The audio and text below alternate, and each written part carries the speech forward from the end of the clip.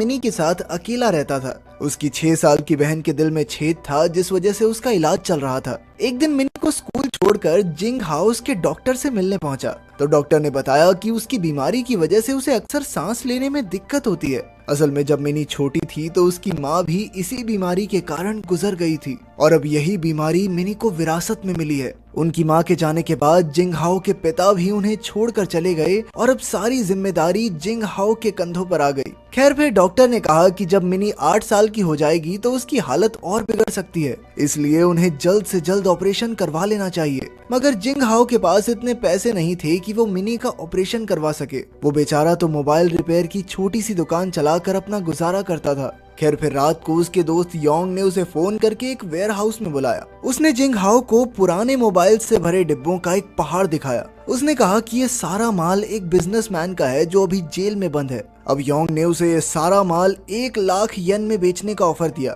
वो जानता था कि जिंग हाओ खराब से खराब फोन भी रिपेयर कर सकता है, इसलिए उसने जिंग हाओ को सलाह दी कि अगर वो इन सारे फोन्स को ठीक करके बेच दे तो वो लाखों का मुनाफा कमा सकता है। अब जिंग हाओ ने उससे 2-4 फोन लिए और घर आकर उनके पार्ट्स चेक किए, मगर उनकी क्वालिटी उस हिसाब की नहीं थी। लेकिन फिर भी उसने अपनी जबरदस्त कारीगरी से सभी फोन्स को ठीक कर दिया। अब उसे एहसास हुआ कि इन फोन्स को ठीक करके बेचने का बिजनेस बनाया जा सकता है, इसलिए उसने सारे फोन खरीदने का फैसला किया। उसने उसी दिन अपनी दुकान को गिरवी रखकर लोन अप्लाई कर दिया। फिर अगले दिन वो रात को अपना ठीक किया हुआ फोन बेचने के लिए इलेक्ट्रॉनिक सेल्स सेंटर में पहुंचा। उसकी कीमत सुनकर उसने सभी फोन्स को बेचने का हिसाब लगाया तो उसे लगभग 9 लाख येन का फायदा हो सकता है। इतने पैसों में तो वो अपनी बहन का इलाज करवा के एक आरामदायक जिंदगी भी बिता पाएगा। जल्द ही उसने सारे फोन्स खरीद लिए और उन्हें ठीक करने के काम में जुट गया। मगर 2 हफ्तों बाद सरकार ने नया कानून लागू किया, जिसके मुताबिक पुराने फोन्स को खरीदना बेचना अब से गैर कानूनी होगा।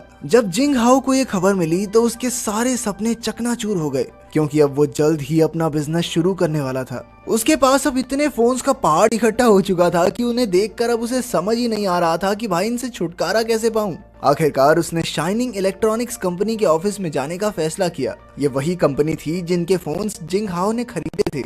वहाँ उसकी मुलाकात लाई पिंग नाम के एक मैनेजर से हुई। जिंग हाओ ने उसे ऑफर दिया कि वो सभी फोन्स के स्पेयर पार्ट्स निकाल कर उन्हें ठीक कर सकता है और फिर उनकी कंपनी इन पार्ट्स को गरीब देशों में बेच सकती है। उसे यकीन था कि विदेश में इन स्पेयर पार्ट्स का बहुत बड़ा धंधा बन सकता है, मगर लाई पिंग ने उसका ऑफर ठुकरा दिया क्योंकि उसे लगा कि जिंग हाओ के spare parts quality control test pass नहीं कर पाएंगे। लेकिन जिंग हाओ ने वादा किया कि वो अच्छी क्वालिटी के पार्ट्स बनाकर दिखाएगा। आखिरकार लाई पिंग ने कहा कि पहले भाई थोड़े बहुत बना के दिखा, अगर बढ़िया हुए तो कंपनी डील करने को तैयार है। उस दिन से जिंग हाओ जी तोड़ मेहनत के साथ फोन्स में से छोटे छोटे पार्ट्स निकाल कर उन्हें रिपेयर करने में जुट गया। ये काम बेहद पेचीदा था, मगर मेहनत और लगन से जिंग हाओ ने सभी के पार्ट्स निकाल कर बिल्कुल ठीक कर दिए। इसके बाद वो इन्हें लेकर कंपनी के हेडक्वार्टर्स में पहुंचा। कंपनी वालों ने उनका टेस्ट करवाया और आखिरकार जिंग हाओ के पार्ट्स क्वालिटी टेस्ट में पास रहे।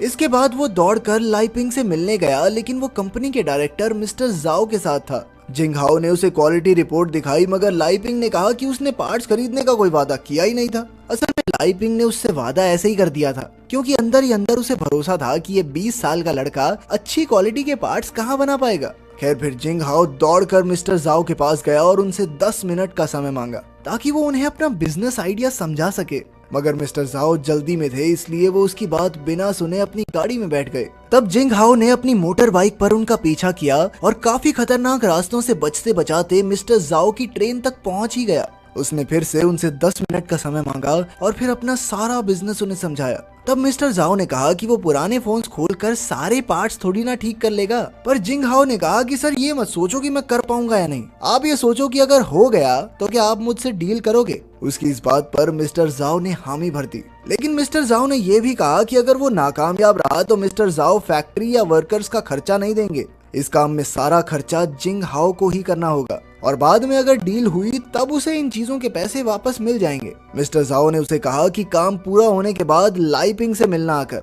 आखिरकार उनकी पूरी बात सुनकर जिंग हाओ ट्रेन से उतर गया। ये डील काफी जोखिम भरी थी, क्योंकि अगर वो कामयाब रहा तो करोड़पति बनेगा, लेकिन अगर वो ऐसा करने में नाकामयाब रहा तो उसकी सारी जिंदगी बर्बाद हो जाएगी। फिर तो सारी जिंदगी लोन ही उतारता रहेगा बेचारा। कुछ दिन बाद बैंक वालों ने उसकी दुकान भी जब्त कर ली, क्योंकि वो कर्ज का पैसा लौटा नहीं पाया था। साथ ही उसे गुजारा करने के लिए अपनी बाइक तक बेचनी पड़ी। इसके बाद वो अपने दोस्त टिम से मिला क्योंकि अब उसे नौकरी की सख्त जरूरत थी। काफी मिन्नतों के बाद उसे बड़ी बिल्डिंग्स की खिड़कियों को साफ करने की नौकरी मिल ही गई। फिर अगली सुबह टिम और जिंग हाओ अपनी नई फैक्ट्री के लिए जगह ढूंढने निकले। जल्द ही उन्हें एक पुराना सा गोडाउन मिला और जिंग हाओ ने उसे 3000 येन देकर किराए पर ले लिया। इसके बाद उसने टिम के साथ मिलकर पूरे गोडाउन की सफाई की ताकि वहां पर फोन्स को ठीक करने का काम शुरू किया जा सके।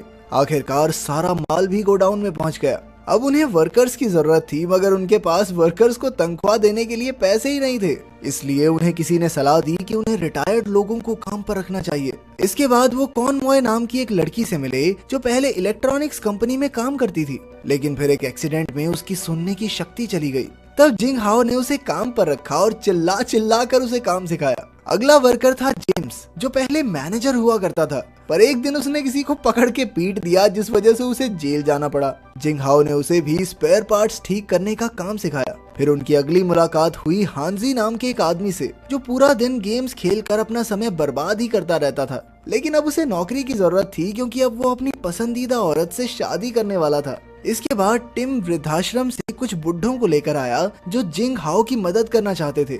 हालांकि वो काफी ज्यादा बूढ़े थे मगर जिंग हाओ को उनकी पूरी जिंदगी के काम के तजुर्बे की बहुत कद्र थी।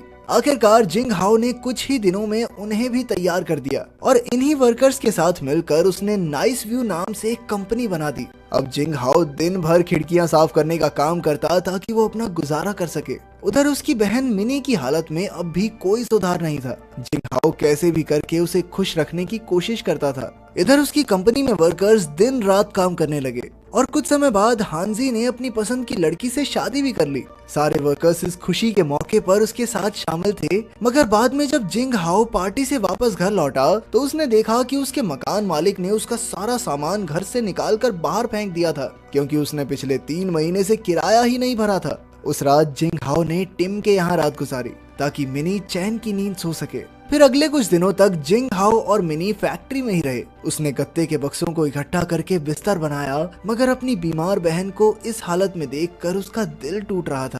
लेकिन अब तो उसके पास बिल्कुल भी पैसे नहीं बचे थे। उसे कैसे भी करके अपनी बहन के इलाज के लिए पैसे इकट्ठा करने थे, इसलिए उसने दिन भर मेहनत करके खिड़कियां साफ की और फिर रात को बेचारा फोन के स्पेयर पार्ट्स ठीक करता था। मगर अब भी जिंग हाओ की मुश्किलें कम नहीं हुई क्योंकि कुछ दिन बाद गोडाउन के मालिक ने उसे बुलाकर कहा कि हाँ भाई, पिछले 2 महीने का किराया नहीं दिया तुमने। जिंग हाओ ने उससे गिड़गिड़ाते हुए थोड़ी और मोहलत मांगी। उसने बताया कि वो काफी मुश्किल समय से गुजर रहा है, मगर गोदाम के मालिक को इससे कोई फर्क नहीं पड़ा और उसने उसे जल्द से जल्द कैसे भी करके किराया देने को कहा। फिर एक दिन बहुत तेज तूफान आ रहा था और अचानक जिंग हाओ भीगता हुआ लाइपिंग की गाड़ी के सामने आ खड़ा हुआ। उसने लाइपिंग से 1 लाख येन की भीख मांगी क्योंकि उसे और कोई रास्ता दिखाई नहीं दे रहा था, मगर लाइपिंग ने इनकार कर दिया और कहा कि मिस्टर जाओ ने जिस तरह से डील की है वैसे ही काम होगा, ठीक है। और उसकी ये हालत देखकर तो मिस्टर जाओ भी उससे मिलना नहीं चाहेंगे। ये सुनकर जिंग हाओ का दिल टूट गया।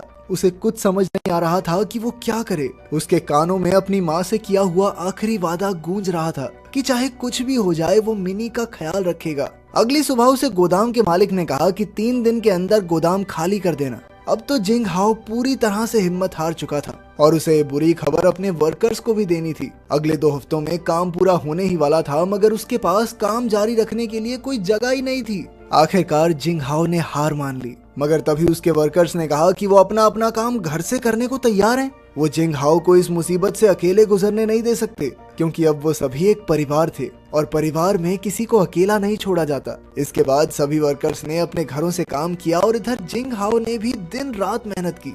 एक रात मिनी ने उसका शुक्रिया अदा किया क्योंकि वो जानती थी कि जिंग हाओ इतनी मेहनत उसी के लिए कर रहा है। आखिरकार डिलीवरी का दिन आ गया और उन्होंने जो स्पेयर पार्ट्स ठीक किए थे वो सब टेस्टिंग के लिए चले गए। कुछ समय बाद जिंग हाओ और उसके साथियों को कंपनी ऑफिस में मिस्टर जाओ से मिलने बुलाया गया। मिस्टर जाओ ने जिंग हाओ की मेहनत की तारीफ की और कहा कि टेस्ट में उनके स्पेयर पार्ट्स 87% क्वालिटी से पास हो गए हैं। उसके काम से खुश होकर मिस्टर जाओ ने जिंग हाओ को 2 साल का कॉन्ट्रैक्ट ऑफर दिया, जिसके बदले में उसे 50 लाख येन मिलेंगे। आखिरकार जिंग हाओ की जी तोड़ मेहनत रंग लाई। डील पक्की होने के बाद जिंग हाओ और उसके साथियों ने नाच गाकर खुशी मनाई और बाद में उसने मिनी का इलाज भी करवाया। इसके 6 साल बाद हम देखते हैं कि जिंग की कंपनी नाइस व्यू ने तो नई ऊंचाइयों को छू लिया था और जिंग हाओ अब करोड़पति बन चुका था। इसके साथ ही उसके सभी साथी जिन्होंने बुरे वक्त में उसका साथ दिया वो भी अमीर हो गए। लेकिन जिन लोगों ने उसकी बुरे वक्त में मदद की थी उसने उनका हाथ कभी नहीं छोड़ा, उसने उन्हें भी अमीर बना दिया था और अब वो सब भी अच्छे खासे अमीर हो गए थे। अगर वीडियो पसंद आई तो लाइक कर देना।